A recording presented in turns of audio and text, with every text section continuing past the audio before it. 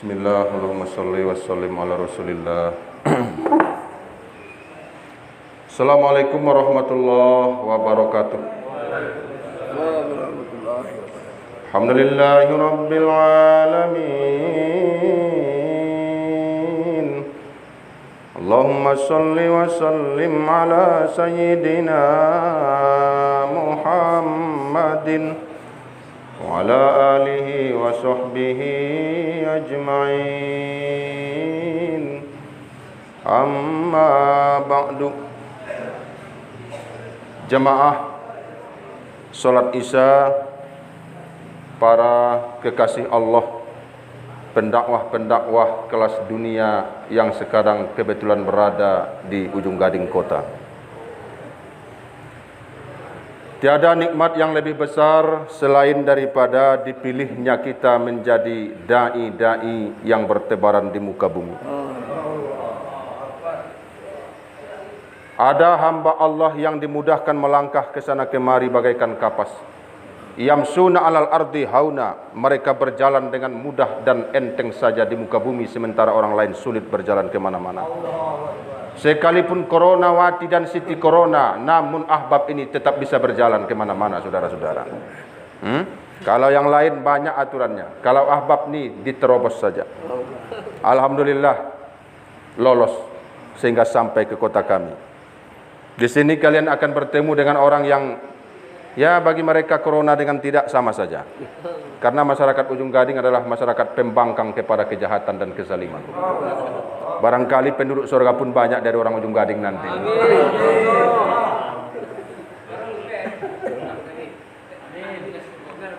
Jamaah, ahbab-ahbab, para aulia Allah yang berkumpul di musola kita ini. Jadi ada hamba Allah Ta'ala itu dimudahkan kemana-mana. Wa idza khatabahumul jahiluna qalu salama. Kalau mereka diejek oleh orang-orang yang tidak faham, mereka senyum-senyum saja. Kadang senyum karena sabar, kadang senyum karena menganggap orang itu gila. Ngapain berjenggot? Ngapain pakai celana cingkrang? Ngapain pakai gamis? Macam-macam mereka mengejek jamaah ini. Padahal mereka tidak tahu sehelai jenggot ditukar dengan istana. Sehelai jenggot ditukar dengan seorang bidadari yang cantik jelita.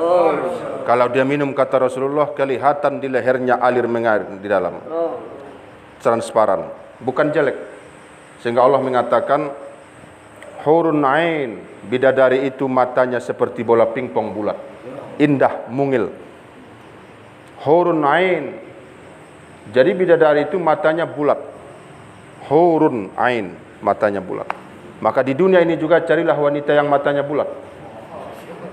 Jangan matanya persegi atau tajam seperti elang, nanti bahaya kau dibuatnya. Jadi matanya yang agak bulat. Ciri-ciri wanita yang penurut, matanya agak bulat. Kalau sudah terlanjur satu belum ketemu, cari satu lagi.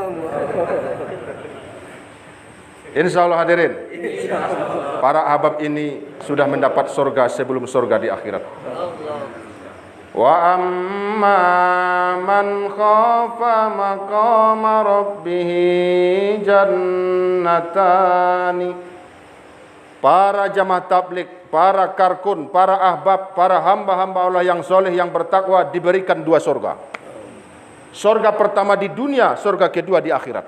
Jadi surga itu bukan cuma satu. Tidak akan masuk surga di akhirat kecuali Anda telah masuk surga lebih dulu di dunia. Pertanyaannya sekarang, apa surga dunia itu? Nah, ini. Surga di dunia itu adalah ketika engkau berada dalam ketaatan pada Allah. Ketika engkau jauh dari maksiat dan larangan Allah.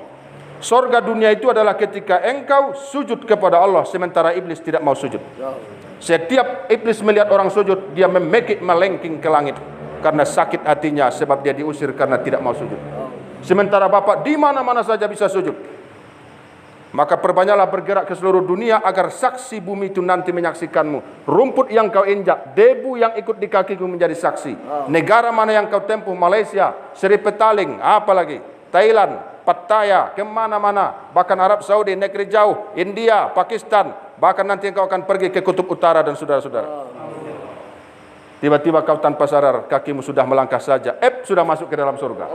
Mana siratal mustaqim? Kau sudah lewat. Mana neraka? Kau tidak termasuk penduduknya. Mana hisab? Kau tidak dihisab. Karena memang kau orang miskin. Tidak ada dosanya. Untuk apa dihisab? Jadi kata Said Muhammad Alawi Al-Maliki, seorang keturunan Nabi dari Hasan, yang muridnya banyak di Indonesia. Teman saya puluhan muridnya. Dia baru wafat di Makkah. Katanya, tidak semua orang di dalam kubur itu ditanya malaikat. Tidak semua orang dalam kubur itu ditanya malaikat. Ada yang tidak sanggup malaikat bertanya. Ada yang coba ditanya malaikat mungkar nakir tapi digertaknya, seperti Umar bin Khattab. Sayyidina Ali kadang agak, ini Umar ni apakah perkasa juga di depan malaikat ni? Meninggal Umar, lalu ditanam. Lalu Ali meminta, ya Allah, bukakan padaku kasab, melihat yang gaib. Saya lihat Umar, apakah dia berani sama malaikat mungkar seperti beraninya di dunia. Tiba-tiba Allah memberikan kepada walinya Sayyidina Ali, kekasihnya, kasab. Pakasafna angka gitu aka pabasarukal yauma hadid. Ada orang dibukakan hal-hal gaib padanya. Orang tak melihat, dia melihat. Lalu dilihatnya Umar. Datang malaikat tu. Hei, siapa Tuhanmu? Lalu Umar berbalik. Kamu tahu sedang bicara dengan siapa? Oh. Ada. Tahu angkosia kau nak mengecek kau. Menggertak-gertak Semarang saya mah. Menggertak-gertak kosong ni, isi dolangan. Tahu kau saya teman siapa? Saya teman kekasih Allah di dunia Muhammad. Oh inang. Lalu malaikat itu melapor kepada Allah. Ya Allah, ini baru jawaban yang aneh dari seorang hambamu. Kami bertanya, ditanyanya pula kami. Siapa itu? Kata Allah. Umar bin Khattab namanya. Sudah, biarkan saja. Biarkan saja. Kisah ini banyak dalam buku-buku. Cuma karena kita sering berjumpa dengan ulama, bukan ulama, maka kita tak tahu. Karena al-farqu bainal ulama wal ulama. Ada perbedaan yang jelas, yang mencolok antara ulama dengan ulama. Kalau ulama itu memberikanmu ilmu, kamu melihatnya iza ru'u zukirallah. Apa tandanya orang itu dekat dengan Allah? Apa tandanya Pak Saiful Anwar dekat dengan Allah? Pandanglah wajahnya, kau ingat dosamu dan ingat kepada Allah. Apa tandanya Yusuf dekat dengan Allah? Kau pandanglah dia, kau ingat dunia atau ingat akhirat? Ingat akhirat, dia waliullah. Lalu kau pandang orang kaya, mobilnya 5, kau juga ingin mobil 5, dia ahli neraka dan ahli dunia. Karena begitu dia berpapasan denganmu, yang teringat olehmu adalah cinta dunia. Banyak di jamaah ini dan di jamaah-jamaah yang lain, di organisasi lain, berjumpa kita dengan dia, kita merasa malu, seakan-akan terbongkar kesalahan awak yang baru dilakukan. Itu tandanya orang itu telah memiliki derajat pangkat di sisi Allah, jabatan struktural. Manusia berlomba mencari pilkada, pilkoda, pilkade, macam-macam lah. Pilkabe bagai, terserah dialah. Ingin mencari tempat kedudukan di sisi manusia. Tapi ahbab-ahbab illallah, da'i-da'i jamaah tabligh ini mencoba mencari pangkat di sisi Allah, saudara-saudara. Karena jabatan dunia ini hanya paling sekian tahun sampai pensiun atau diturunkan orang dengan kudeta. Soekarno dikudeta, Soeharto dikudeta, dan macam-macam. Itulah jabatan dunia, tiada yang abadi. Yang abadi adalah perubahan itu sendiri, saudara-saudara. Yang abadi adalah kullu man 'alaiha fan wa yabqa wajhu rabbika dzul jalali wal ikram. Semuanya akan hancur kecuali Allah. Karena itu sembahlah Allah, mengabdilah kepada Allah, berdedikasilah kepada Allah, jadilah pegawai Allah, saudara-saudara. PNS, pegawai Nabi sallallahu alaihi wasallam. Tidak cukup hanya satu kota Anda temui ratusan kota dan ribuan kota. Jangan mati di kampungmu, matilah di tanah orang lain seperti Muhammad. Bukan di Makkah kelahirannya dia wafat, tapi di Madinah, saudara-saudara. Jangan mati di Padang, tapi matilah di ujung Gading. Amin. Jangan mati di ujung Gading, tapi lah mati di negeri-negeri orang sedang menyebarkan kalimat La ilaha illallah. Insyaallah hadirin. Bukan 3 hari kita mendakwah ini, bukan 4 bulan, seumur hidup, saudara-saudara. Siap insyaallah. Kalau sudah masuk surga dunia, kita ketawa-ketawa saja. Dicaci orang kita senyum, kurang makan kita senyum, kurang tapakut kita senyum, berangkat juga ada yang kasih. Karena itu sudah seperti surga. Maka kata tafsir Ibnu Katsir dan Al-Qurtubi, siapa yang sudah merasa akan surga di dunia ini, tiada gelisah lagi, tiada dengki, tiada hasad, tiada cemburu, tiada dendam, tiada ghadab, tiada marah kecuali pada hal-hal yang dianjurkan, maka engkau sudah berada di taman-taman surga dunia. Tandanya engkau pasti akan masuk ke Raudhatul Jannah bersama Rasulullah di surga Firdaus Jannatul.